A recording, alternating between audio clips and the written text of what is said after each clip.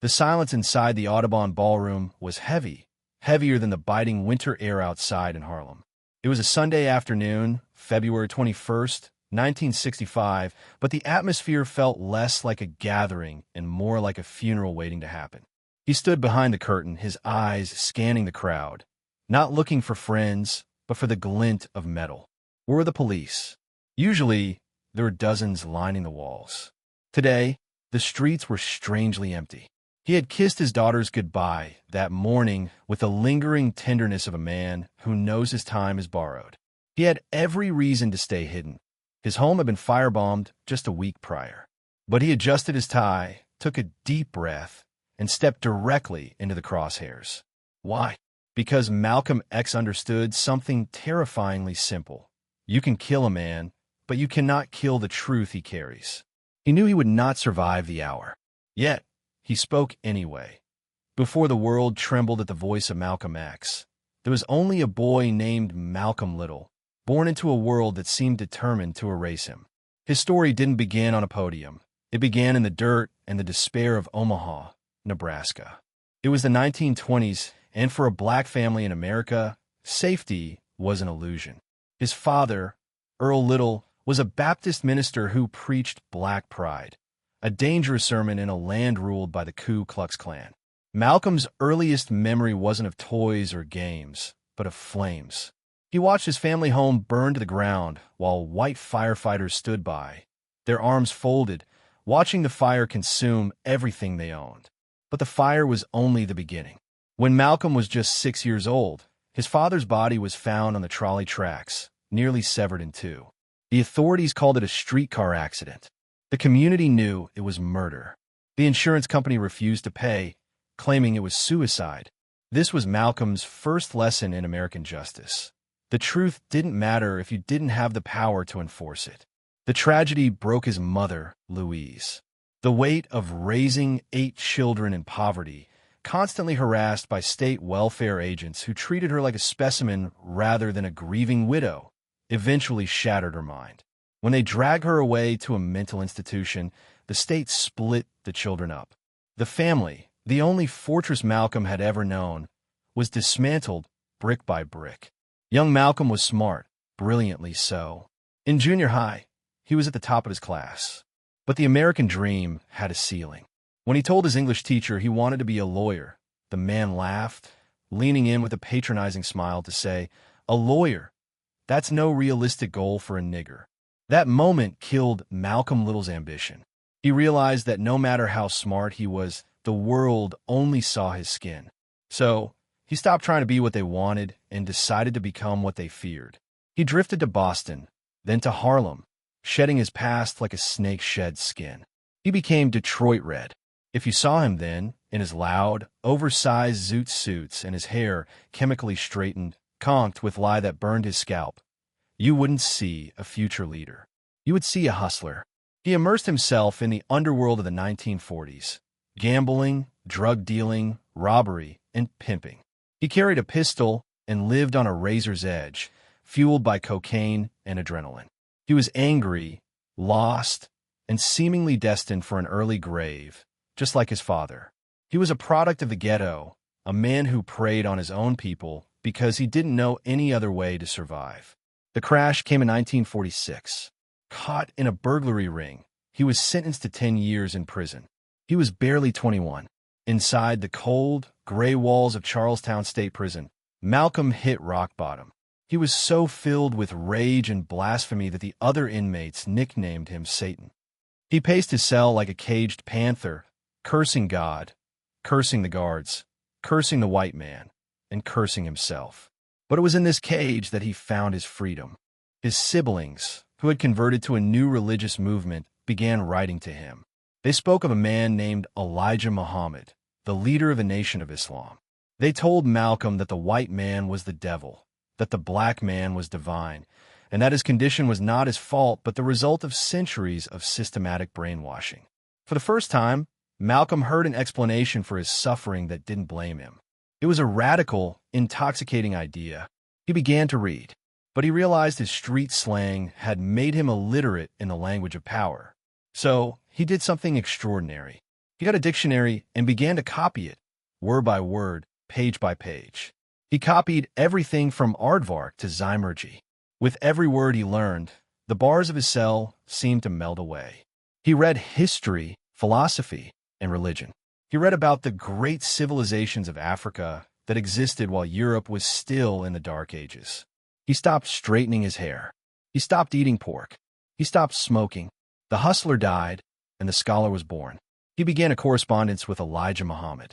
He wrote to the leader every day, pouring out his thoughts, his questions, and his loyalty. In return, he received purpose. He learned discipline. He realized that his anger could be forged into a weapon, not a gun, but a voice. When he was paroled in 1952, Malcolm Lill was gone. He walked out of prison tall, sharp, and intensely focused. He went to the Nation of Islam headquarters in Chicago and received his new surname. He replaced the name Little, the name given to his ancestors by the slave master who owned them, with the letter X. The X stood for the unknown. It stood for the African name that had been stolen, the heritage that had been erased, the identity that had been beaten out of his people.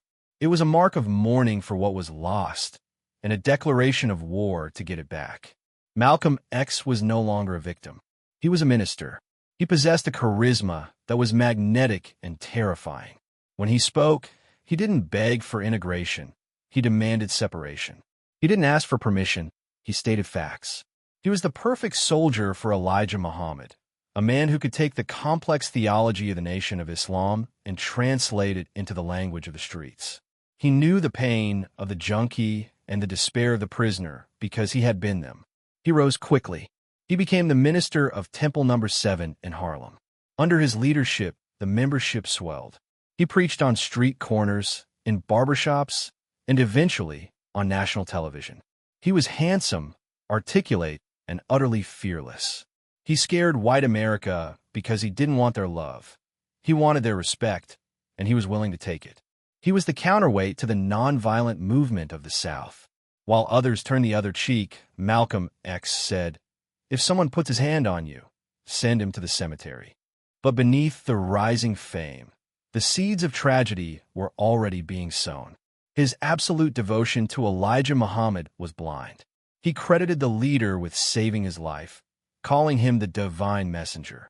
He saw himself only as a humble servant, a tool to be used for the cause. He did not yet know that the man he worshipped was flawed, and that the organization he built would one day turn its guns on him. This was the rise. The transformation from a street thug to the most electrifying voice in Black America was complete. He had found his voice, but he had not yet found his own truth. That discovery would come later, and it would cost him everything. By the early 1960s, Malcolm X was not just a minister. He was a phenomenon. He was the second most sought-after speaker in the United States, trailing only Barry Goldwater. He was the face, the voice, and the clenched fist of the Nation of Islam. While Elijah Muhammad remained a mysterious figure living in a secluded mansion in Chicago, Malcolm was in the trenches. He was on college campuses, on television debates, and on the street corners of Harlem. He was electric. He debated civil rights leaders, accusing them of being house Negroes who wanted to sit at the master's table, while he, the field Negro, wanted nothing to do with the master at all. He terrified white liberals because he didn't want their pity. He terrified white conservatives because he didn't fear their power. He built the Nation of Islam from a fringe cult of 400 members into a paramilitary empire of tens of thousands. He founded the newspaper Muhammad Speaks, which became a staple in every black barbershop in America.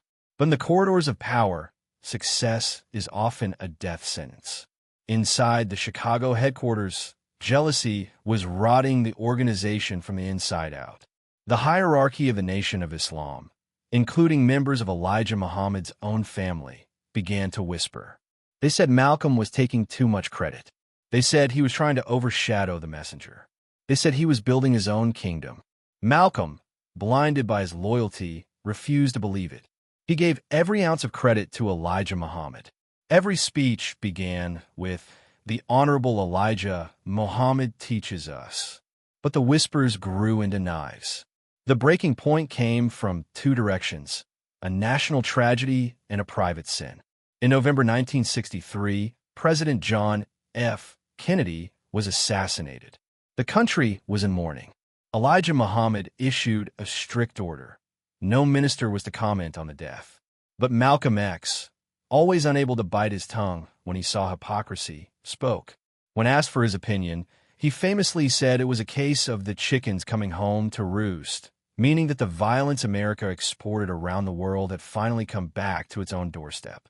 The backlash was instant. The media painted him as a monster. Elijah Muhammad used the moment to silence him. He suspended Malcolm for 90 days. Malcolm took the punishment like a loyal soldier, but he soon realized it wasn't a suspension. It was an exile. The leadership wanted him gone.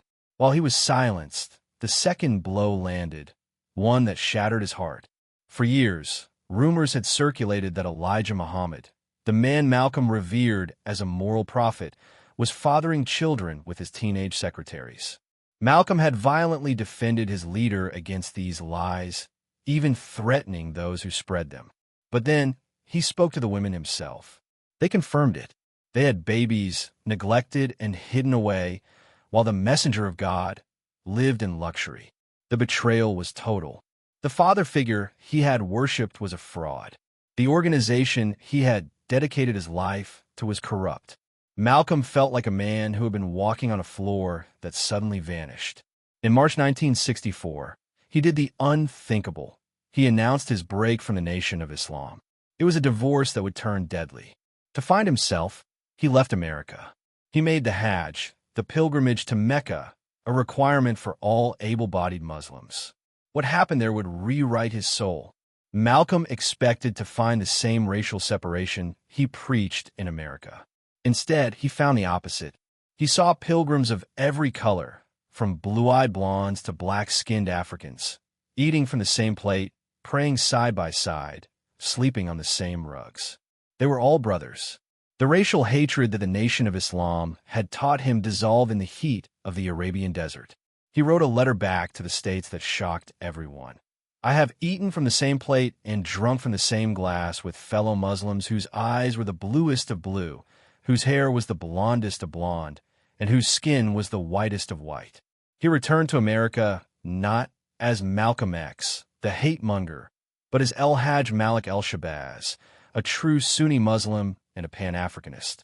He had a new beard, a new name, and a dangerous new mission. He no longer wanted to just separate black people. He wanted to indict the United States government before the United Nations for human rights violations. He was internationalizing the struggle.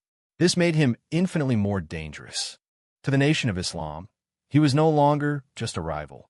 He was a traitor, a Judas worthy of death. Louis X, later Louis Farrakhan, wrote in Muhammad Speaks that such a man is worthy of death. It wasn't a metaphor. It was a command. To the FBI and the CIA, he was no longer just a domestic agitator. He was a global threat who was meeting with heads of state in Africa and the Middle East. He was connecting the struggle of black Americans with the anti-colonial movements of the Third World. By late 1964, the walls were closing in. He was a man without a country. The Nation of Islam wanted his blood. The government wanted his silence. He was evicted from his home. He received phone calls in the middle of the night, breathing death into the receiver. He told a reporter, "I'm a marked man." He wasn't being paranoid. He was being realistic. The X that had once marked his unknown identity now marked the spot where the bullets were meant to land. He knew the inner workings of the Nation of Islam better than anyone. He knew how they operated. He knew who their enforcers were, because he had trained many of them. He knew that when the order came down from Chicago, it wouldn't be a stranger in an alley. It would be someone he knew, someone who had once called him brother. The countdown to death began exactly 1 week before the end. On the night of February 14th, 1965, Malcolm X was asleep in his home in East Elmhurst, Queens. Inside were his pregnant wife, Betty, and their 4 daughters. At 2:46 a.m., the silence was shattered by the sound of glass breaking, followed immediately by the roar of an explosion. Molotov cocktails had been thrown through the living room window. Malcolm didn't freeze. He didn't panic. He reacted with the instinct of soldier. He grabbed his family, shielding them with his own body, and rushed them out the back door into the freezing night, just moments before the house was engulfed in flames. Standing on the lawn in his underwear, watching his sanctuary burn, Malcolm realized the rules of engagement had changed. This wasn't intimidation anymore. It was an extermination order. When the fire department arrived, the police were strangely slow to investigate. They suggested Malcolm might have set the fire himself to get publicity. The insult cut deeper than the flames. He told a reporter the next day, "I live like a man who is already dead." 7 days later, Sunday, February 21st, the Audubon Ballroom. The atmosphere was wrong from the start. Normally, a Malcolm X rally was a fortress.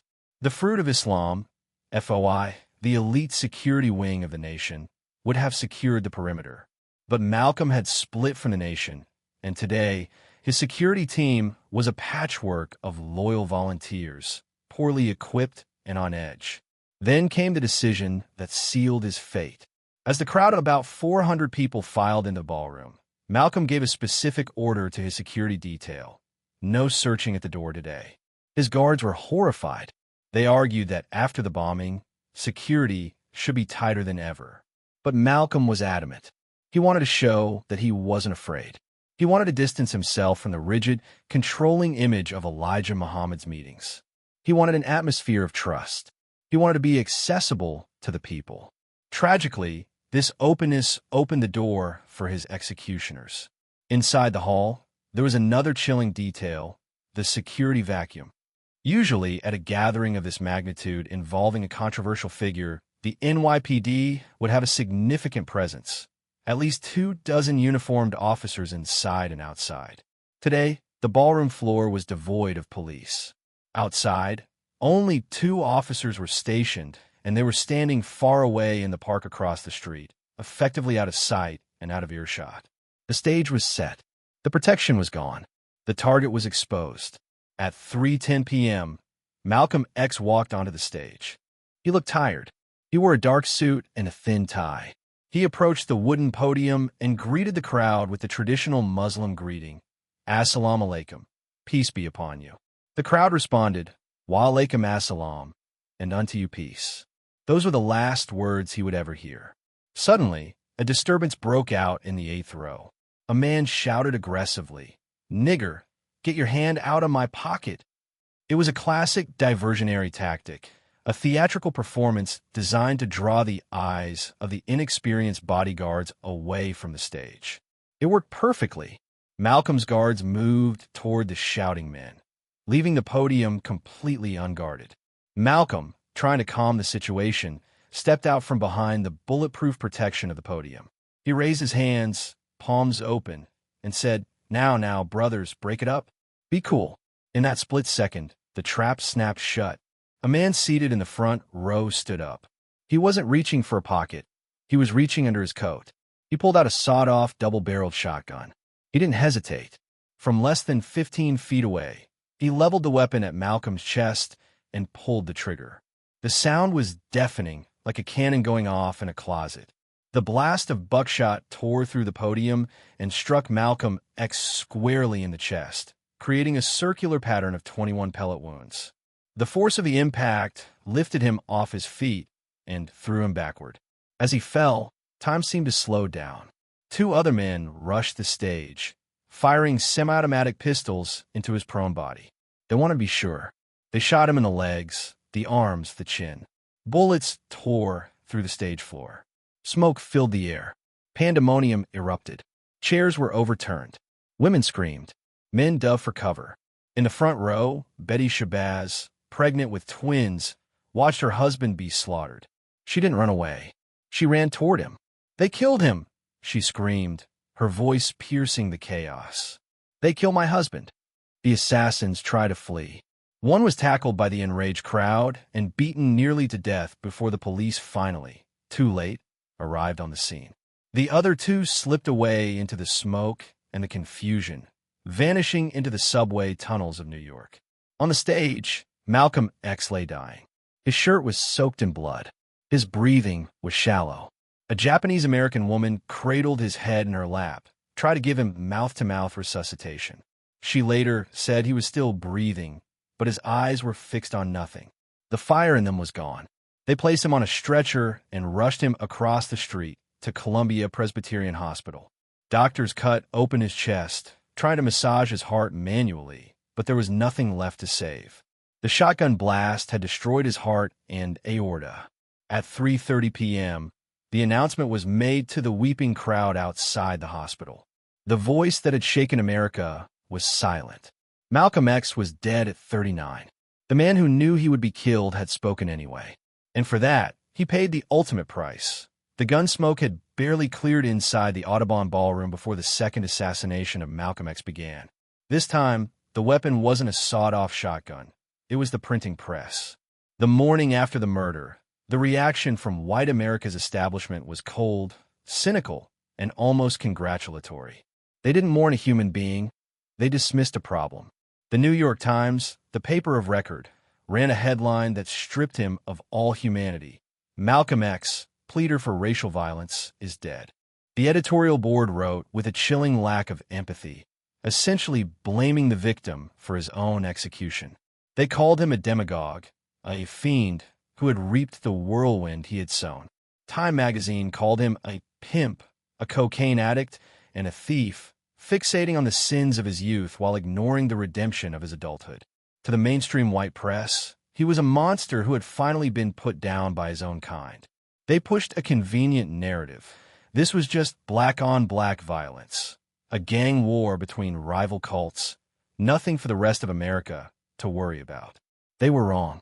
While America tried to bury his reputation along with his body, the rest of the world rose up in grief. From across the Atlantic, the reaction was radically different.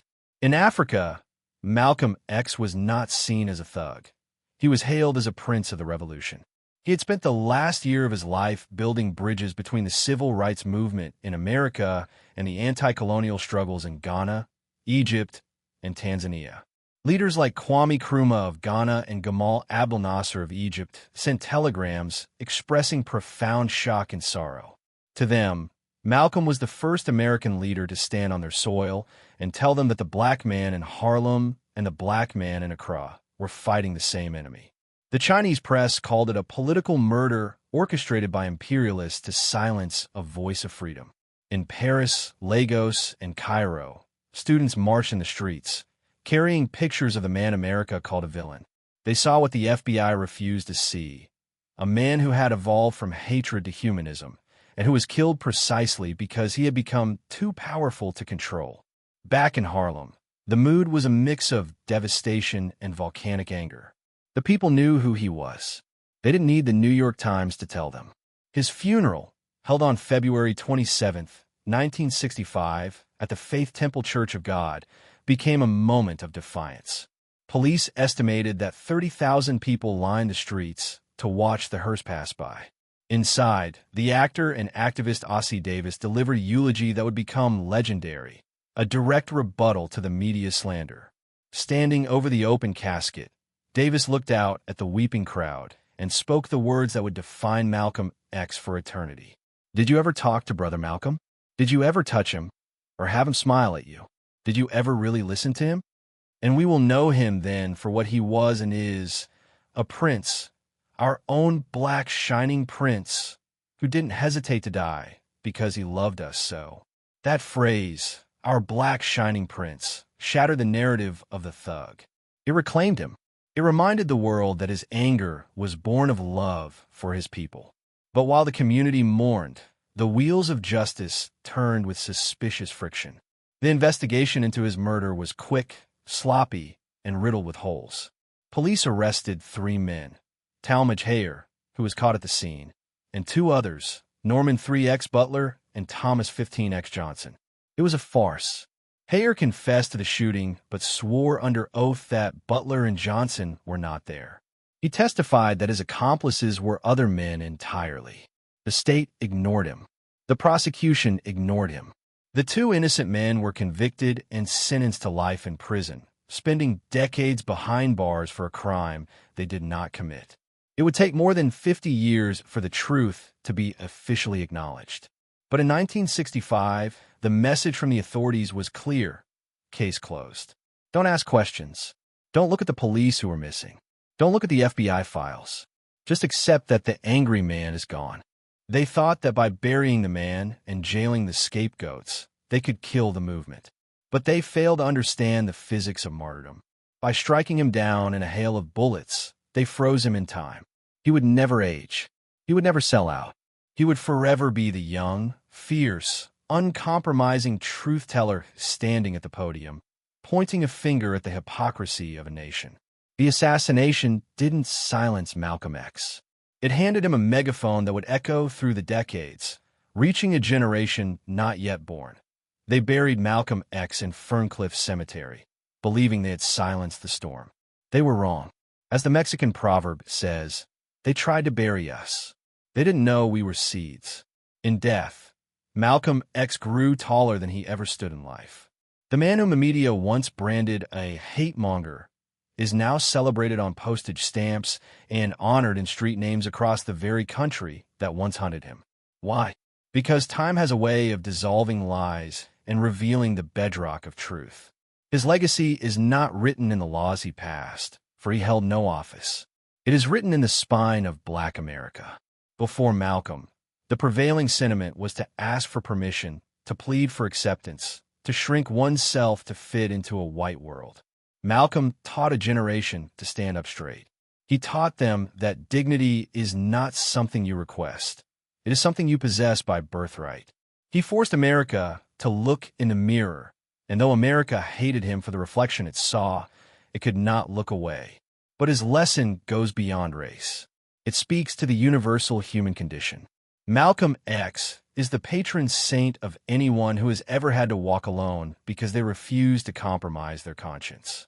He shows us that the price of truth is high. Often it is everything you have, but the cost of silence is even higher. He knew the bullets were coming. He could have fled. He could have stayed silent. He could have lived a long, comfortable life as a lie. Instead, he chose a short, burning life as the truth. Today, we live in a world that is loud with opinions but quiet on conviction. We have many influencers but few leaders. We have safety, but do we have courage? When you look at the life of Malcolm X, do not just see a historical figure frozen in black and white. See a challenge. He asks us from the grave, what are you willing to sacrifice for what you believe in? Some stories end without closure. The men who ordered his death may have escaped earthly justice, but dignity doesn't need a gavel to be validated. If this story stirred something in you, if it reminded you of a time you had to stand alone, or a time you wish you had, share your thoughts in the comments below. We read every single one, and if you believe that the truth is worth fighting for, no matter the cost, share this video. Let's keep his voice alive, because as long as we speak the truth, Malcolm X never really died.